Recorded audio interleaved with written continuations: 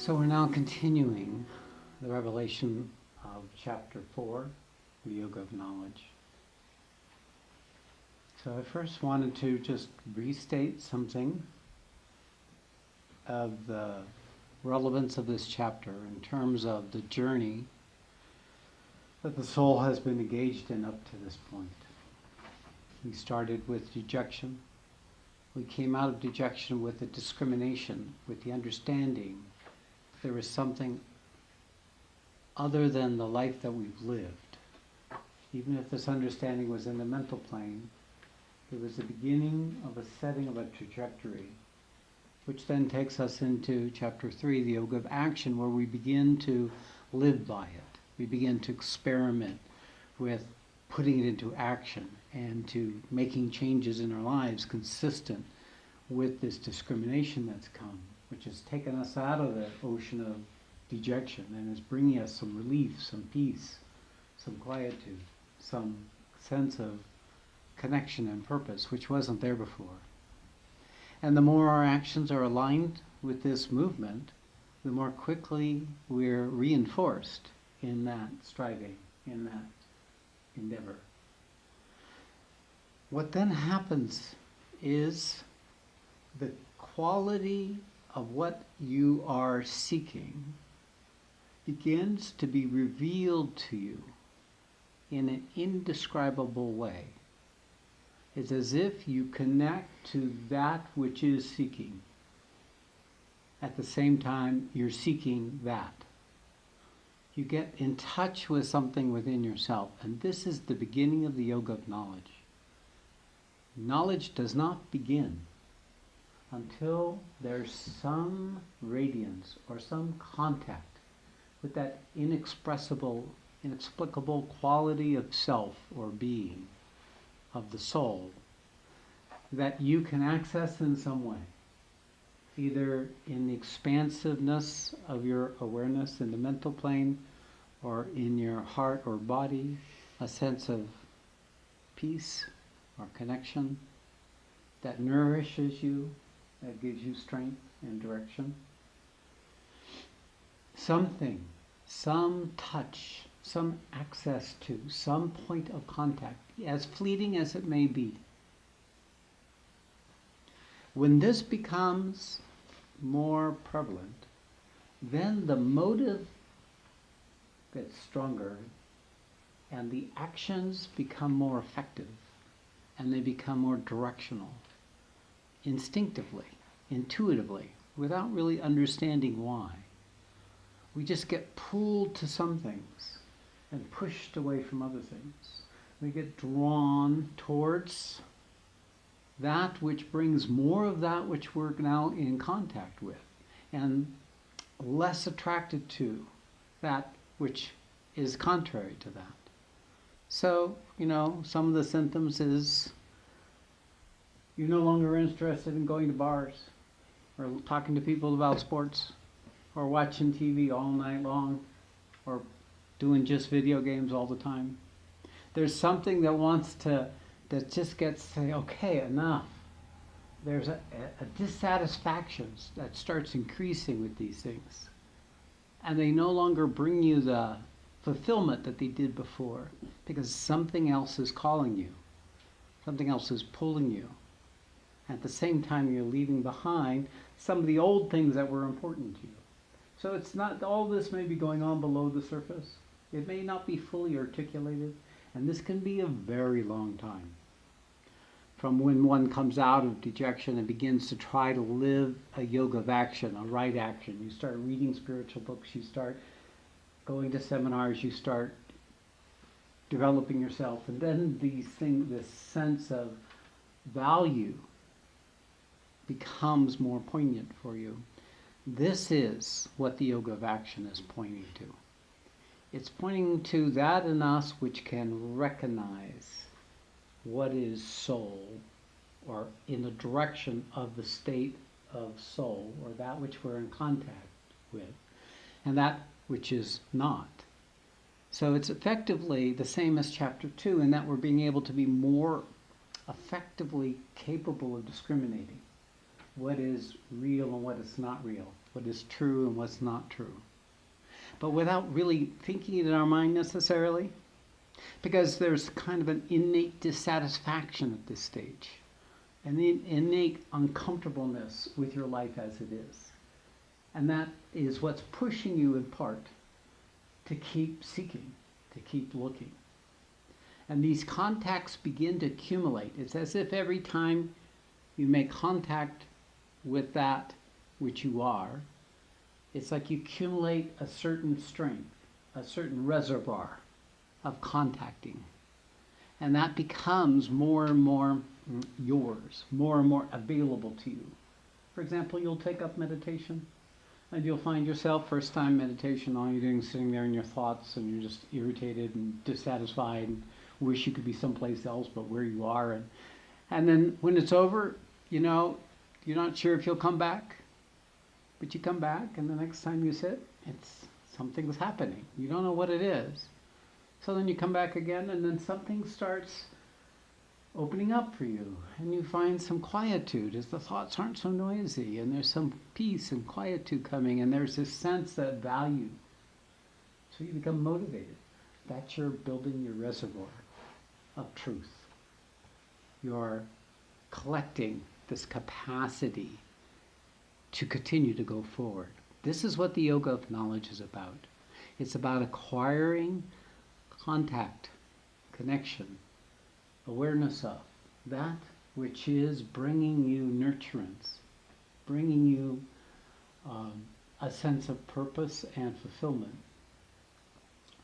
Now, you could be doing this for many years without really knowing. Many people between chapter 3 and chapter 4 are wandering all over the place, not really sure where they're going. Their life is still very big for them, whatever their responsibilities or whatever their addictions or whatever their habits, they're still very strong. So at this point, it's kind of intermingled with the rest of life, and the value is not so apparent. But when the yoga of action starts, the yoga of knowledge begins, a momentum is set up. There's now kind of a need to do the spiritual thing, a draw to that. And if you don't, there's a dissatisfaction and you get more miserable.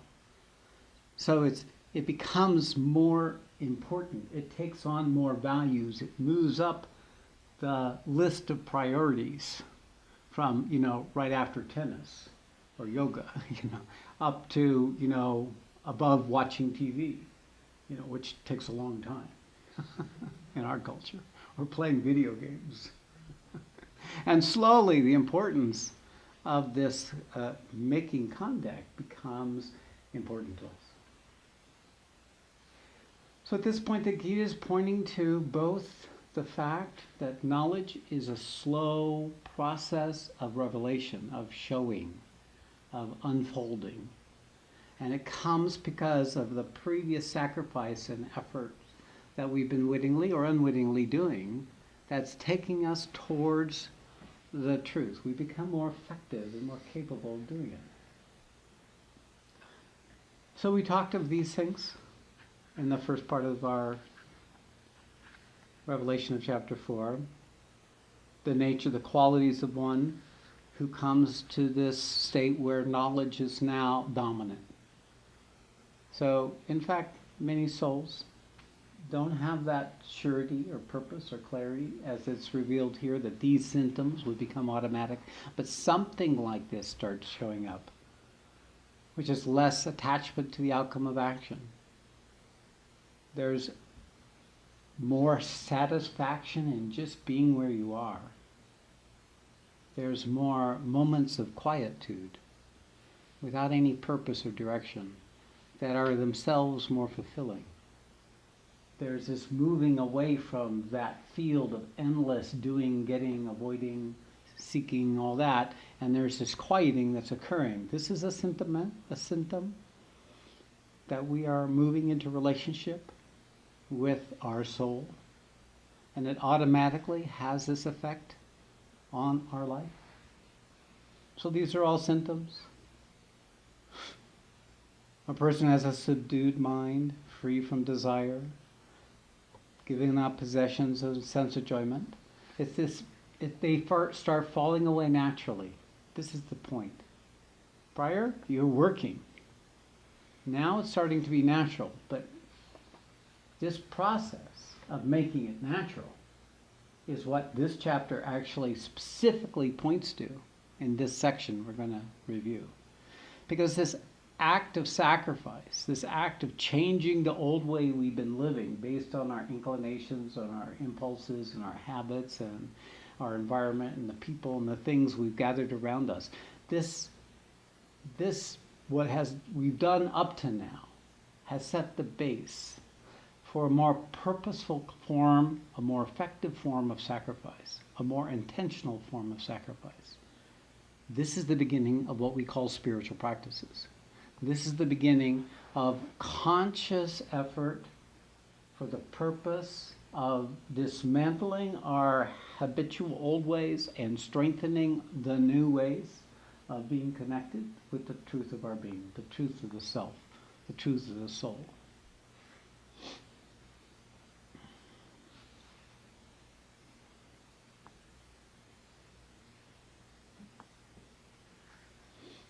For one who is free from attachments and no identification with the body or the mind and is firmly established in knowledge, for whom work is a sacrifice, for such a person all works melt away. This means the Gita is pointing to where this trajectory is going. It's pointing to the symptoms that one begins to manifest when what the yoga of knowledge is successfully applied into your life. Now we begin the first part of this chapter, so I'm going to have Sachmai begin reading with verse 186. One who aims at the Supreme sees Brahman everywhere, such as in the fire, in the offering, in the oblation, in the goal, and finally in himself. Okay, this is a complete summary.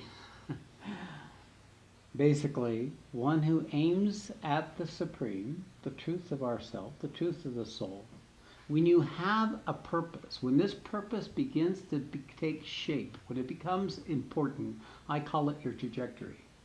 And when that trajectory takes shape, that's when you can see every opportunity, every situation of your life becomes an opportunity to move closer to that which you're heading for. So all of life starts becoming recontextualized because your intention is moving out of the domain of human satisfaction and ego fulfillment and security and protection into another dimension of being. And that intention is creating a new way of looking at the world, a new way of seeing things. Instead of as obstacles, you see opportunities. Instead of happiness outwardly, you see allurement and trap. You begin to discern the world more in light of your purpose, your priority.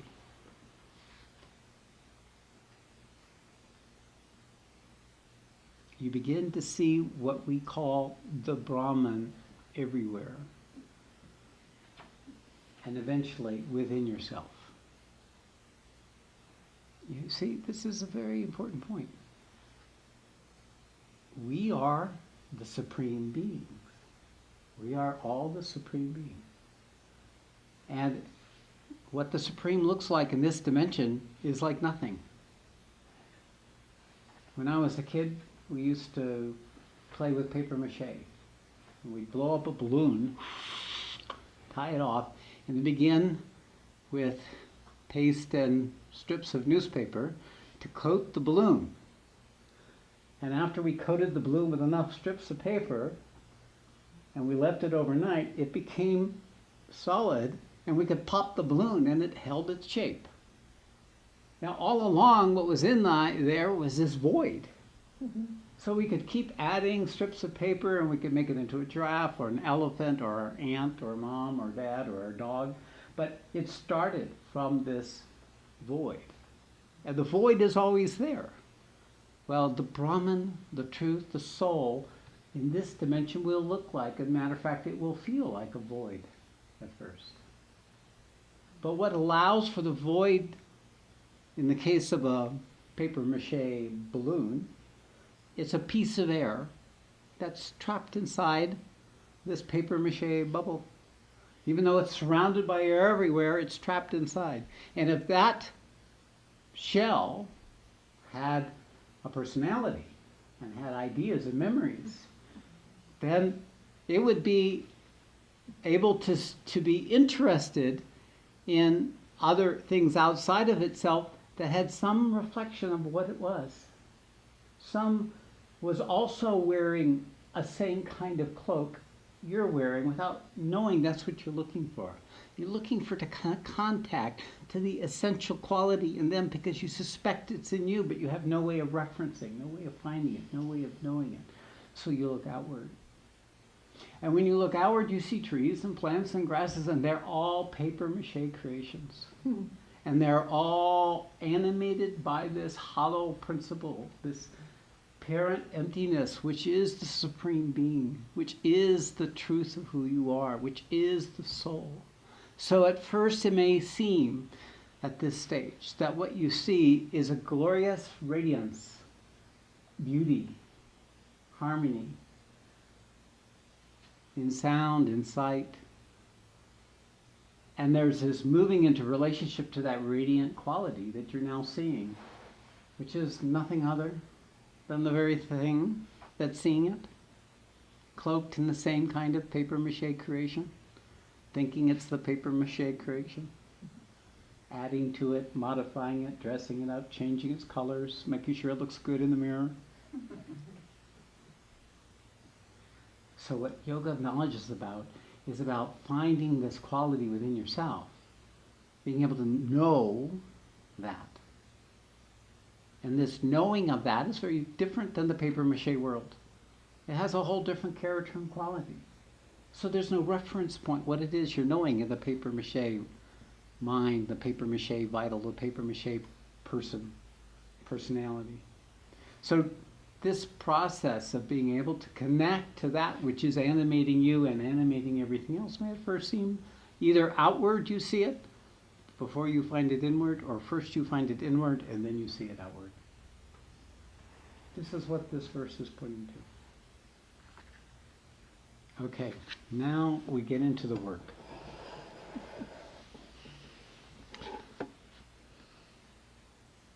Verse 187. Some yogis sacrifice to gods. Others sacrifice the sacrifice itself in the fire of Brahman. Others offer senses like hearing, etc., into the fire of self-control.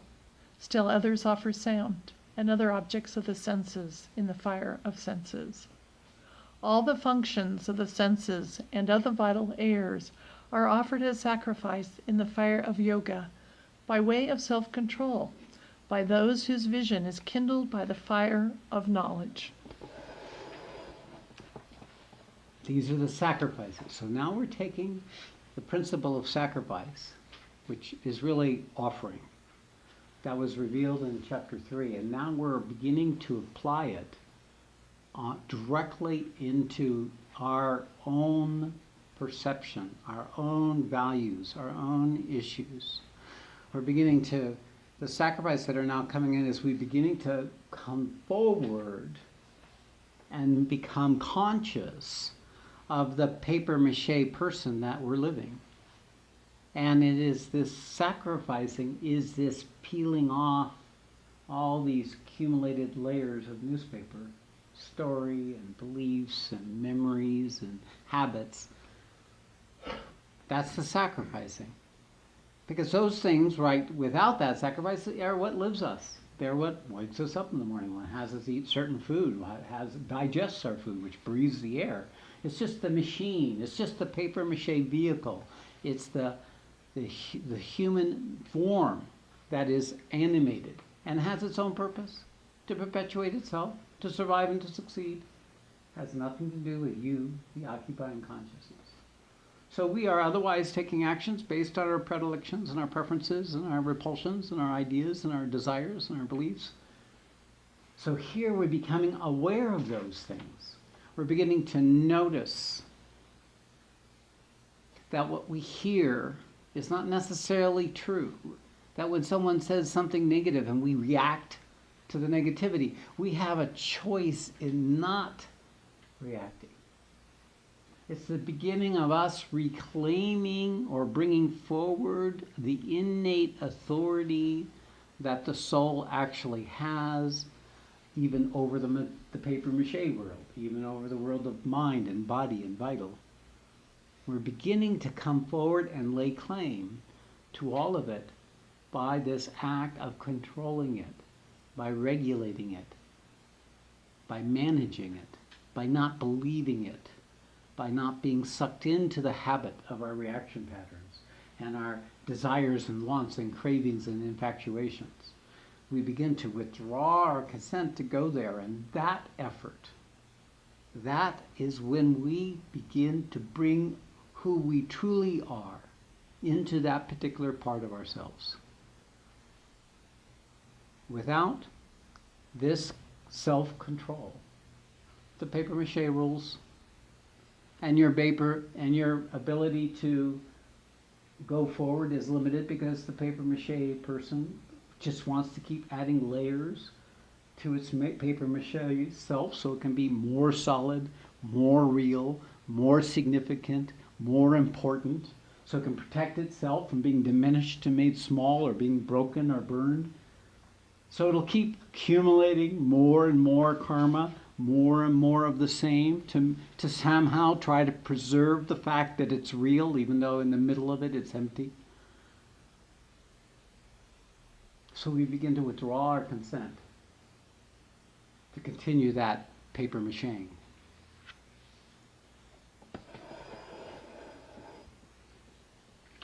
Okay, good. 190. Some perform sacrifice with material possessions. Some offer austerity as sacrifice. Others follow any path of yoga as sacrifice, while some earnest seekers perform sacrifice in the form of wisdom through the study of scriptures. Some offer the vital air as sacrifice by controlling breathing, offering inhalation into exhalation or exhalation into inhalation. Others offer the life breath by controlling their diet. All these are different types of sacrifices offered by seekers to destroy evil. So I wouldn't say that making papier-mâché things is evil, but it's an inclination that we're doing that's, if we define evil as that which takes us away from divine, the truth of ourselves, and good is that which takes us towards it, then yeah, they are evil. And as I keep our identity associated with our papier-mâché self. This kind of sacrificing is beginning to point to the different types of sacrifices. For example, a material sacrifice versus a vital sacrifice versus a mental sacrifice.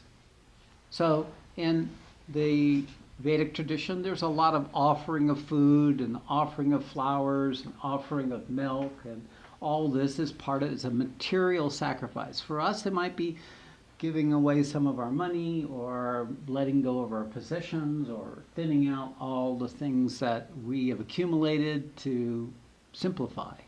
So the beginning of a material sacrifice may look like simplification. We get rid of the unnecessary baggage. We get thinner in terms of the material world. So there's less demand and less requirement to play in this papier-mâché world. And we bring forward our intelligence to pull back from those things that we had previously made important, that we had strived for, what we tried to hold on to and preserve and protect. We begin to let go of those things consciously because something is pulling us. Something is more important. And these things have lost their importance. And you begin to shed these material things, these material ways of doing things, material ways of working, your house, your relationships, all of these things you begin to shed. This is the first form of sacrifice, material sacrifice. It has a certain power because in that simplicity, you're less distracted and you're less inclined to be having to work hard to make sure you keep the house mortgages going and the pay for the college tuition and make sure that you have enough money for your security and to keep your IRA going so that when you retire there's enough money in your IRA and all these other things that we do to keep us up. We begin to pull away from all that paper mache. And we begin to start looking at what is essential, what is true, what is it that I really need. First sacrifice.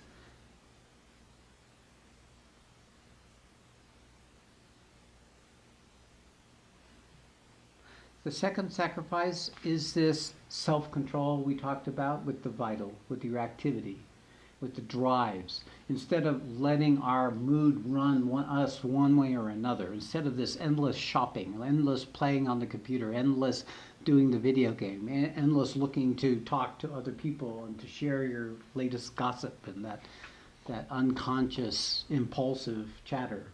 We pull back from this vital, impulsive quality and we begin to withdraw. We go find our Walden Pond. We find that place where there's some refuge, some out of that flay and the distraction. We begin to see that we've been unwittingly allowing ourselves to get into the environment that goes that way, into that frenzy. And you begin to say, how can I get off this merry-go-round? What is the thing I need to do to bring some quietude and stillness and calmness so that I can feel this thing more in me? So now you're beginning to pull back from the vital nature. You begin to making sacrifices in the vital plane, the drives and the emotions. And you find this natural tendency, and for some people this path, it's quite strong, to separate themselves from relationships that were before the very nurturing, defining thing of their paper mache self. And that going into movement, into that inner quality of themselves. Now the strength for that comes in time, but initially there may be, well, maybe I don't need 5 dogs or 7 cats. Maybe I could have 1 dog and 2 cats. Cat always is useful. You know, it can kill mice, and it's very entertaining to watch. Like one of those little robots that go around the ground, you know, it's always it moves in different ways and does unexpected things, and so there's a little joy and pleasure, distraction. The only problem is when, you know, it comes down with cancer or a mange or has a run-in with an automobile. Then it becomes, then it becomes we get hooked in and we get sucked in, and then we say, you know, I don't need this. We had a dog like this. Went on and on and on and on. And I knew this dog was done. And finally, one night we found it in a frozen puddle down the street. It had just wandered off and drowned itself. It was done. Trying to keep it alive, trying to keep it going, and it said, enough, let me get away from this. I want to be done.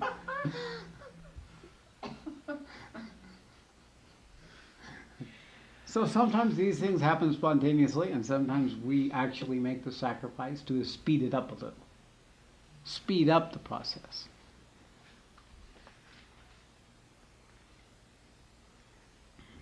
This controlling the breath. Verse 191. Some offer the vital air as sacrifice, but controlling the breathing, offering inhalation into exhalation and exhalation into inhalation. The vital airs, that means the vital inclinations. This points to a technique, you know, where if somebody activates you, you count to 10 before you say something, before you act. So it's the control that comes in, where you don't let the motion that rise up overtake you, like you see a brand new shiny iPad or computer. Instead of immediately, you just count to 10. And it's a good technique is to be aware of your breath. And when you're counting to 10, take 10 breaths. Then see if it's still there. So this pulling back from these impulses, these inclinations. Breath is a very powerful tool, and in many spiritual practices, breath, pranayama, is a means by which we gain control over our vital impulsive nature. reactive, impulsive nature. Controlling the diet. I mean, I've seen real transformation happen for people when they start regulating their diet. Real shifts occur in their consciousness, where it's as if their consciousness was trying to ascend, but this habit of their diet was keep pulling them back. Oh, I'm eating too much, I'm heavy, I don't like how I look. It kept pulling them back. And finally, they come forward with more consciousness to the food issue. Instead of impulsive eating, instead of eating when you feel like or what you feel like or what you're habituated to, you begin to start choosing what you eat, and you become more intelligent. You apply more regular, persistent management over that part of yourself. And then I've seen such souls make sudden moves, as if the being in them was no longer anchored as much, and made huge strides. Food's a big issue for the papier-mâché world. Food is like adding more and more newspaper. It's slopping on more and more newspaper. See, I'm real, I'm substantial, I do exist, I'm comforted by my solidness. Dieting is like taking it off. It's very threatening to the ego. Wait a second. What I'm going to be? Wait. That was that pie. That was that. What were you taking away from me? We start thinning out. We're afraid we're going to get more frail. We're not going to be able to stand up to the onslaughts. You never know what's going to happen, right? Could get cold. You're going to eat all that fat.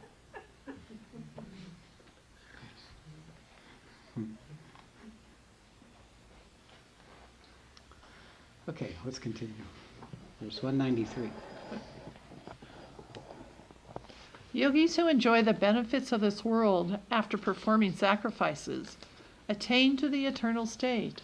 But Arjuna, one who does not perform any sacrifice, cannot gain happiness in this world, nor in any of the other worlds. The Vedas talk of many such sacrifices, but all these are born of action. When you will know the truth behind these sacrifices, you will be free from the bondage of action. Sacrifice through knowledge is superior to sacrifice performed through material objects, because all actions invariably culminate in knowledge. So first, it's saying that if you are performing a sacrifice, but for personal gain, if you're performing a sacrifice such as controlling your diet so you can look good, then that sacrifice is not a sacrifice. Or a portion of that sacrifice goes, the benefit of it gets eaten by you. It simply it's another backdoor way of enhancing the papier-mâché self. It's another way of keeping us identified and entrenched in our egoic identity. Although it's no doubt about it, a higher ego than we were before, groveling as we were before. We have a little more control, a little more capacity. The ego will go and grab onto that if we get attached to the outcome or identify with the process. If we make it important for the ego, if the ego takes it over, then it's not a sacrifice. It's not a sacrifice. I've seen this happen where people take action spontaneously out of this sense of connection. And then they notice they did this and say, well, wait a second, where's my acknowledgement? How come I'm not getting acknowledged for what I'm doing spontaneously? I'm not getting credit. So the ego takes it over afterwards and converts a true, pure sacrifice into an issue. Gets activated into resentment, expectation, disappointment. Happens all the time. The ego tries to lay claim all the time. How good I am, how noble I am, what a great sacrifice I'm doing it perfectly. And then makes it into another papier-mâché addition. This is my spiritual papier-mâché self. Look, it's got wings. It looks lighter, doesn't it? Even though it's just graining in mass.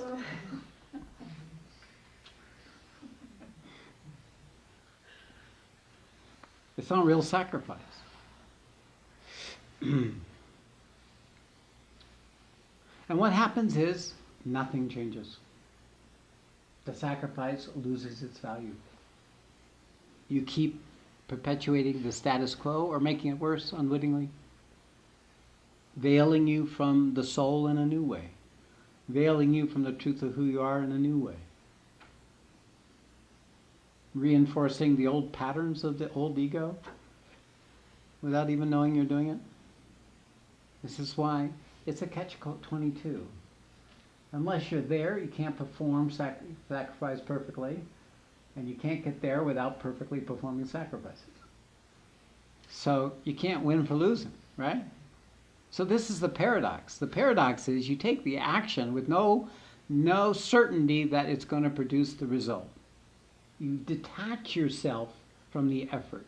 You detach yourself from experiencing any spiritual progress. Here you are doing your spiritual exercise day in and day out, and nothing's happening. So it's perfect as long as you are able to stay in nothing happening. Because that's undoing the ego's need for something to happen. Nothing happening is closer to the truth of you than something happening. That's what paper mache loves. Something happening.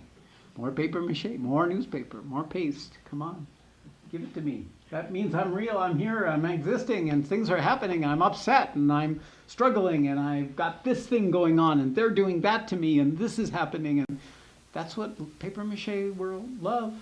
Because in the consequence of life, we keep bumping into things, and chunks of our paper mache gets knocked off, and we have to patch it up.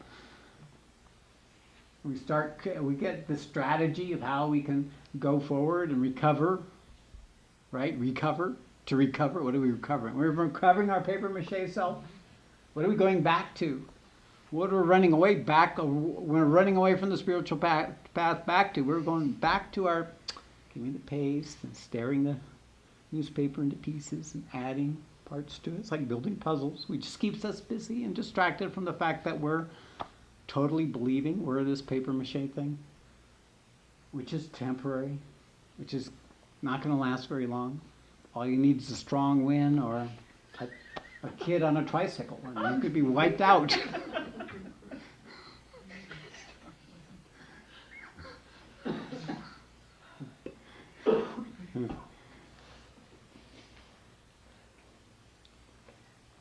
So it's not the action as much as it's the, you might say, attitude or intent of the action.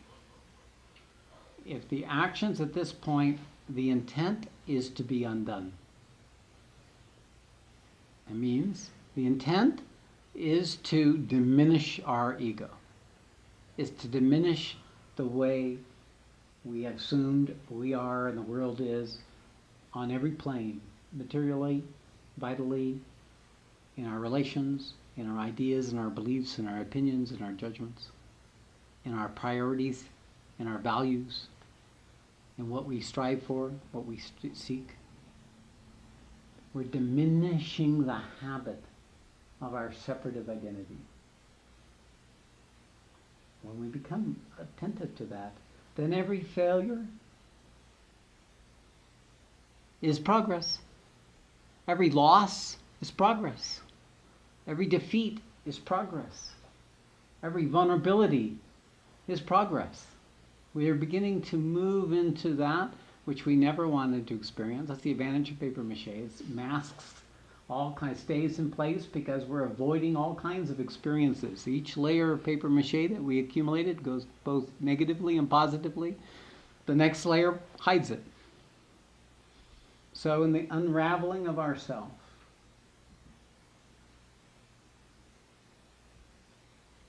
no ego would strive to do this. It isn't the ego that seeks its own undoing. It's that which is the source of ego, that which is the source of you, that seeks to undo this false self, this false idea, this false premise of who we are and what the world is.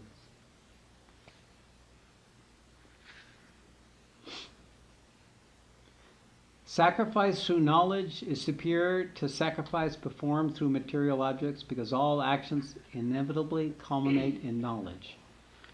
So, any action taken in the state of knowledge undoes you. Any action taken in the state of knowledge is extremely effective in undoing the previous habit. In the Gita, in the 3rd chapter, at the end of the 3rd chapter, it says, senses are said to be more powerful than the body, but greater than the senses is the mind. Superior to the mind is the intellect, and superior to the intellect is the self. So, material sacrifices that are associated with the body and the senses have a certain power. Vital sacrifices that are associated with the drives and the emotions and the wants and the needs have a certain power greater than the body. Sacrifices of the mental, the memory, the beliefs, the habits of thinking, the judgments have a greater sacrifice. And of the intellect, the need to rationalize and justify and protect and establish and keep in place the constructs of the mental existence. They have a greater power. But a greater power than that is the self. That's the knowledge it's talking about. We could call it the psychic. We could call it the part of us that doesn't have thought, that has thought but isn't its thought, has feelings but isn't its feelings, has sensations, has a body but isn't those things. So when you reside in the psychic, when you are in connection to the radiance, which is what the psychic is the interface between the soul and the personality. It's that zone, that no man's zone, in which something of truth is revealed to the personality. And from that place, that sacrifice brings forward a fire that undoes the inclinations to perpetuate the old karmas, the old habits of actions, the old ways of doing things. So, an action taken from the psychic to move towards the soul, to move towards the truth, carries with it tremendous effectiveness in tearing down and dismantling this papier-mâché construct. It is an action that is performed without any knowledge of the sacrifice. You're taking an action towards something, not away from something. So when this sacrifice of knowledge comes, you're no longer looking at your papier-mâché life trying to dismantle it. You're turning your attention to that which you're heading for, and it's automatically dismantling the papier-mâché life. That action is done spontaneously. It's done out of aspiration, out of longing, not any out of ambition or discipline or control. But all those previous efforts is what allows this capacity to take action based on knowledge. The sacrificing at the material level, the sacrificing of the drives, the sacrificing of the relationships, the sacrificing of your beliefs and your ways of thinking of yourself. That sacrificing is what prepares the capacity to take this type of action. This action brings in a fire, the fire of what it is you're attending to. As if you're pulling that in, and without you paying attention, it's undoing your old self.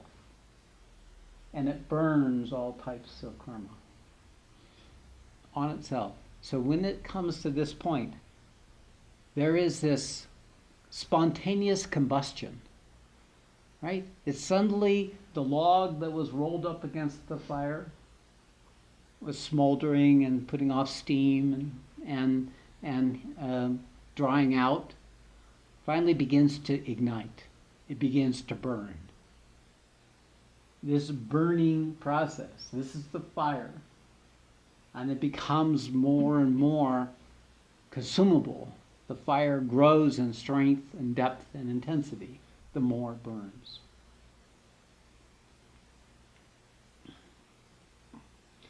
This is when one has crossed the threshold. My teacher used to like to say, and I like to say, is it's like setting a rocket into outer space. First, you set the rocket up, and it doesn't have enough strength to leave the atmosphere. It comes back down, crashing back down, and you're back to that how it always was. Then you have maybe at another time in your life you stand up and you're really determined you're really going to go, but it's just not quite enough, and you come crashing back down, and back to the same old, same old. As much as we change, we remain the same. That's how it was for me my first 50 years of my life. The more I strived, the more I tried to do good, it always came back to the same kind of crappy old place that I always was. That was my base. So this is what it's like. This chapter is pointing to the point where the strength, the force that takes us out of this habitual pattern of egoic life reaches sufficient momentum that it can exceed the pull of gravity, exceed the pull of its old habits, its old inclinations, and enter into its own orbit. It might be wavering, it might be on the edge of falling, but it pretty much is its own orbit. That's what this is pointing to. That gets us to that place is this fire of knowledge, this absorption and greater absorption to that which we're heading towards.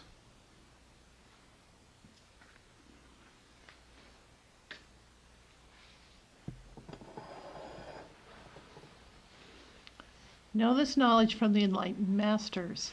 They are the knowers of truth. Gain this knowledge from them through humility, inquiry, and by rendering service to them. Okay, now here's the joker. Here's the, pass go, no jail card, and this is the get free card, the enlightened master. And this is what the Krishna is revealing to Arjuna. This is very difficult on your own. Get sufficient momentum to actually get into your own orbit. Very, very tough.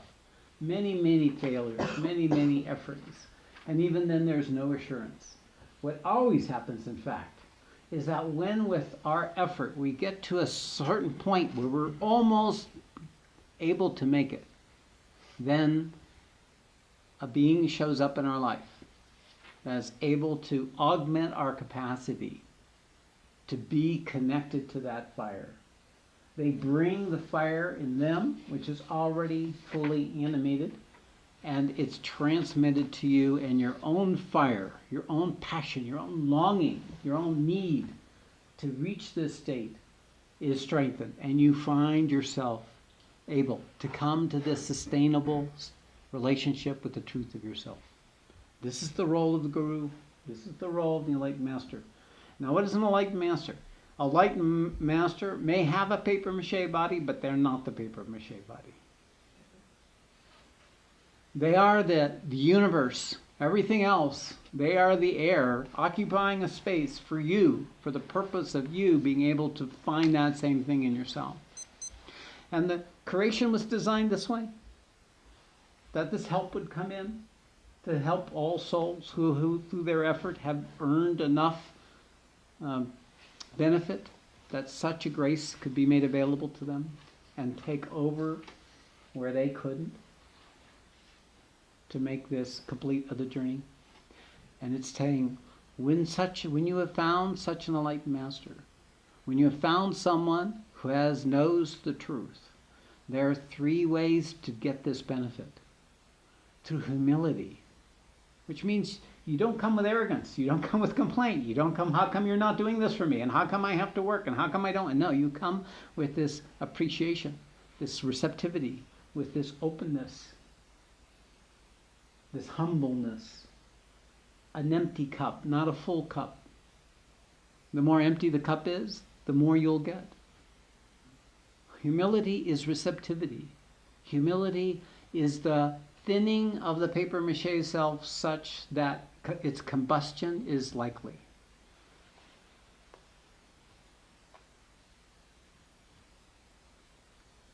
Then self-inquiry, and we'll talk about this later on, but this notion of self-inquiry, I call it personal responsibility. The ability to look inward for what's going on in you and not outward. This ability to turn your attention to why the world is showing up the way it is as something for you to meet.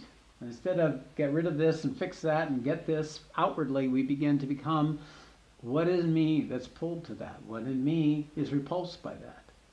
Self-inquiry is this looking inward. Without this self-inquiry, we have nothing. We're very dependent on the factors outside of ourselves.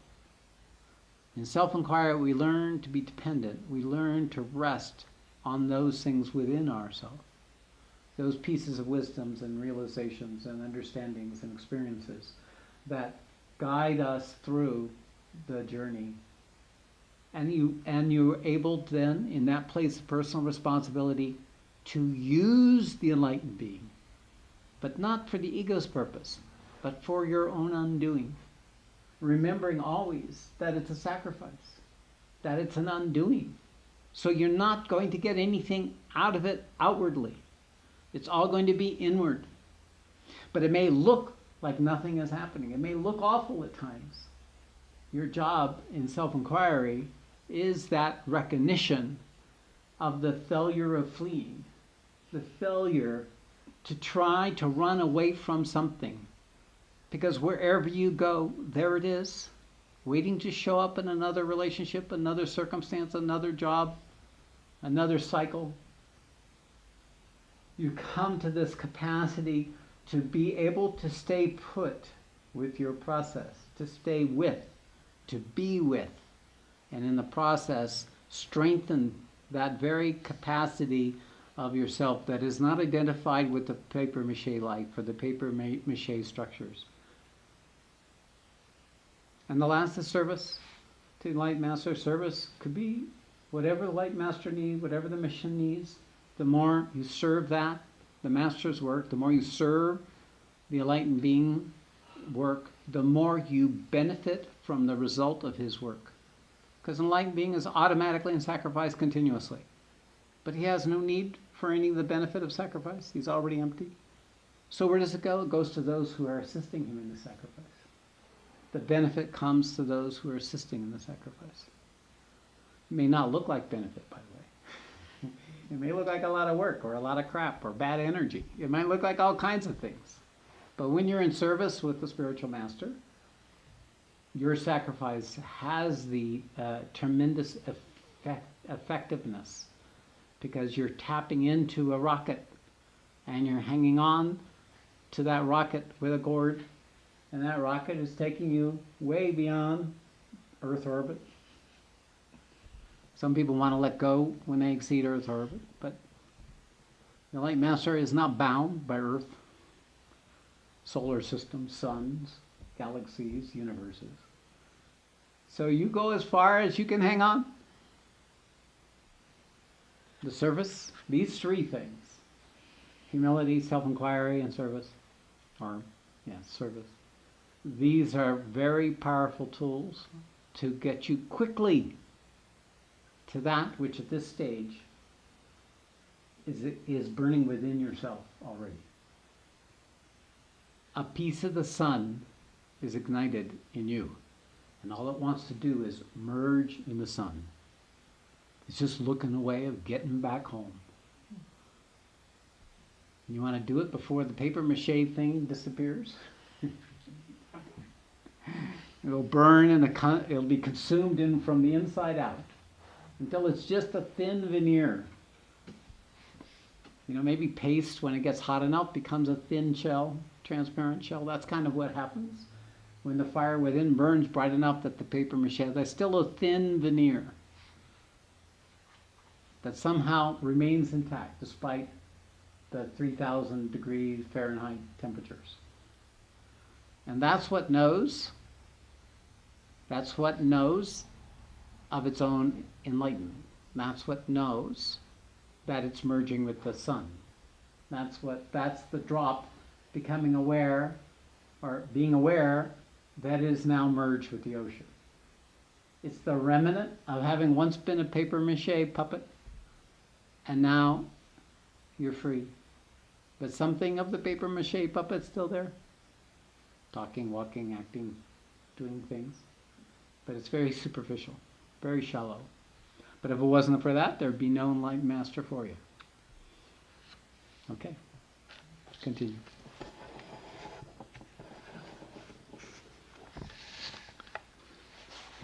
Verse 197. After attaining the supreme knowledge, you will not be deluded, and through that knowledge you will realize that this entire creation is within you and you are in me. Even if you were the greatest sinner, you will be able to cross all the evils through this boat of knowledge. As the blazing fire turns wood to ashes, Arjuna, this fire of knowledge will burn all types of karma. Here in this world, there is nothing more powerful to purify the consciousness than knowledge. This knowledge is realized automatically in the course of time when one pursues this path of yoga sincerely. This is the greatest assurance in the Bhagavad Gita. This knowledge is realized automatically in the course of time when one pursues this path of yoga sincerely. It takes time, guys. It takes time. This paper mache construct is not just your own making. It's been made from thousands and thousands of years of matter developing and evolving and becoming more and more complex, plus whatever you added to it this lifetime. So it takes time to be undone. This process of pursuing even when there is no hope, pursuing even when there is no evidence. This is the key, to stay on track even when there's no evidence that you're getting there.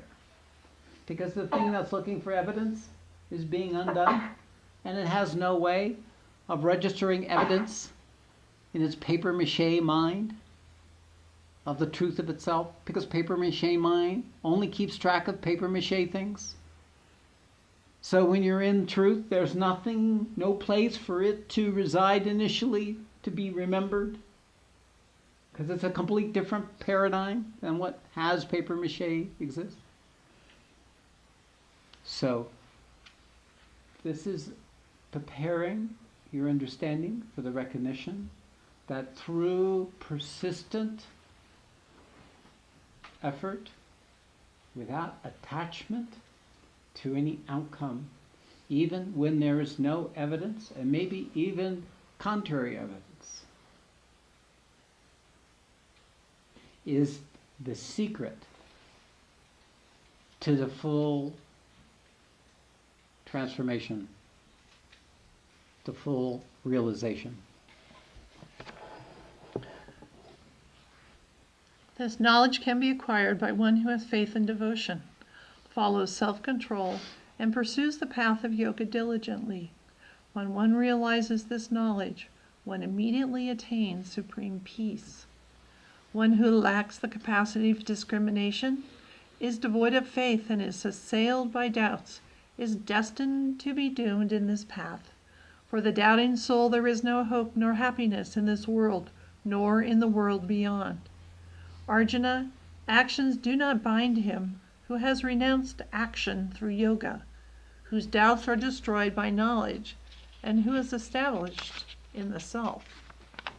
Therefore, cut with your sword of knowledge this doubt that is caused by ignorance that abides in your heart. Follow the path of yoga, stand up, and fight. Om Tat Sat. This is how Gita was revealed by Lord Krishna to Arjuna in the 4th chapter of Gita, entitled the Yoga of Knowledge. So this is what's saying. It's saying that in this stage of the journey, it may be very difficult to stay in the fire. It may even not even seem like fire, because the smoke and the ash of your own destruction is veiling you from knowing that you're on fire. And that the secret here is not doubt. It's not to say, well, I could do it elsewhere. I could do it better. This is the error that is overcome when you realize the futility of fleeing. Is that when you can stay put with the process and not run off to try to recover something of your past, to avoid something that's arising up that you've avoided successfully all your life or many lives, that this is all requires a faith. And faith is not trust. Faith is not a belief. Trust is of something in the vital plane.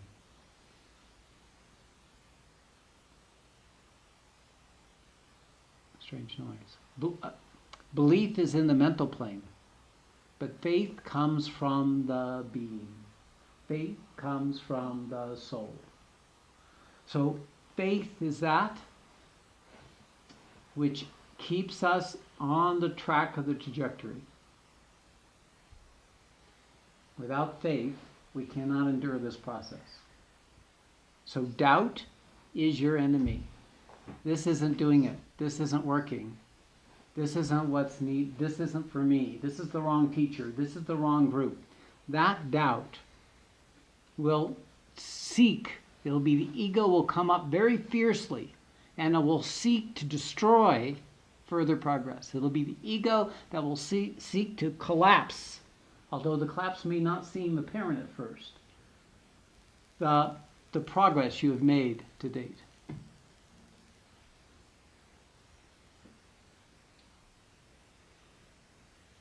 So cut this doubt with the sword of knowledge, with the understanding of the truth of what you're heading for. Now what we're hearing, this is the paper mache burning. The paper mache is on fire. There's this burning sound in the room. Everybody's looking at it, concerned about it. We have some paper things on one of the lights and it's beginning to cook. So it's perfect. Maybe if we leave it on long enough, it'll burn. Then the house will burn. Then there'll be this great conflagration. And if we're lucky, none of us will survive.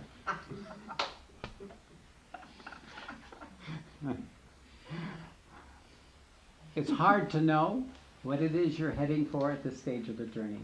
You have knowledge, but it's not the ultimate knowledge. It's in comparison with what you've known before. It's a new kind of knowing. It's a different kind of knowing. And the actions at this stage that you've developed that are aligned with that are not yet that embedded. They're not integrated. They're not part of your whole person at this stage. You're still in this struggle of making this spiritual life real, making this pursuit real to your paper mache self. So it's still vulnerable in the 4th chapter.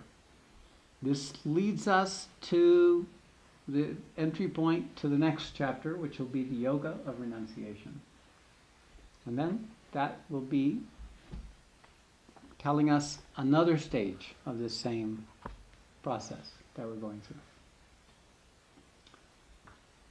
Okay. So now let us meditate.